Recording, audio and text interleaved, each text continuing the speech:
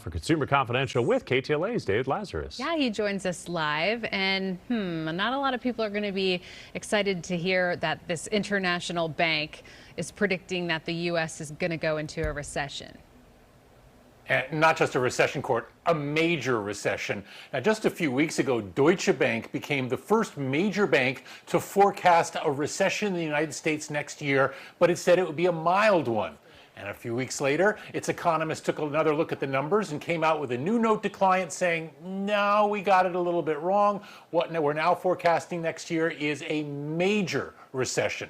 And the reason for that is Deutsche Bank believes that the Federal Reserve will have no choice but to aggressively raise interest rates to try to get inflation under control and bring down consumer prices, which are now at a 40-year high. But Deutsche Bank's economists say that the Fed has never managed to handle inflation of this magnitude without slowing the economy so much that it pushes it into recession. Now, keep in mind, a recession isn't the end of the world. It just simply means 2 straight quarters of economic contraction. But there are recessions and there are recessions. And with Deutsche Bank saying we're looking at a major recession next year, that's a red flag. But that's not the consensus on Wall Street, so it's too early to freak out. Goldman Sachs, for its part, says that a major recession is not inevitable. UBS says the same thing. So in a sense, Deutsche Bank is kind of being your cranky German uncle predicting the very worst. But that said, they're right.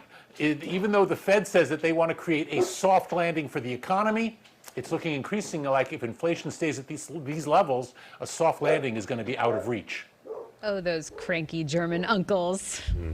Well, Right? right? Yeah, those cranky Germans. David, let's say there is a recession, you need to put your money somewhere. You're saying gold over crypto? I'm not saying that exactly, but the numbers are certainly saying that. Now, crypto enthusiasts have been saying that this is cryptocurrency's time, and that with the economy so uncertain, with conditions so unpredictable, people can safely park their money in Bitcoin and other cryptocurrencies. But here's what we're looking at right now. Bitcoin down about 15% so far this year, whereas gold up about 4% so far this year to roughly $1,900 an ounce. That's now starting to flirt with record territory. Typically, when things get completely nutty economically, some investors turn to precious metals like gold, silver, palladium as a safe harbor, a way to park their money somewhere where there's not going to be a lot of risk. Now, this isn't to say crypto isn't having its time in the sun. For example, Fidelity just announced that you can now put Bitcoin holdings into your 401k. But when it comes to a safe harbor, at least one that can compete with gold, no, crypto is still much too risky for that. Okay, so we know Elon Musk is spending a ton of money to buy Twitter, but if it doesn't go through, there's like something called a breakup deal or something?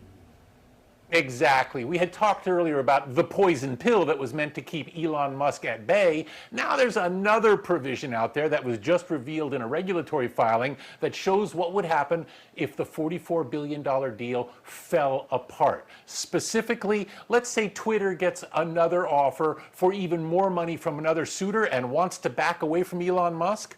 Well, it could, but according to this provision, it would have to give a breakup fee to Musk of $1 billion.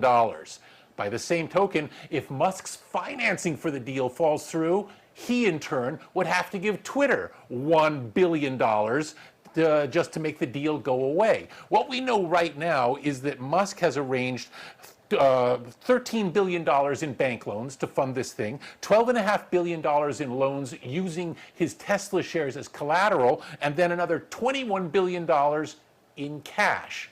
I know, it's fun to be a billionaire. It's fun to have $21 billion in cash around, but Musk has yet to make clear where that cash is or where it's coming from. Probably not under his sofa cushions. So that's still, well, terra incognita. We just don't know. Now, I'm not saying the deal is going to fall apart. This is the world's richest person we're talking about. But if he can't get that financing under control, that's $1 billion at least that Twitter will be walking away with. I feel like there's going to be a mini series in the works about this whole thing. We've seen every other tech company being the subject of that, so why not Twitter? I just finished watching We Crashed. David, thank you so much. Good to see you. Have a great day.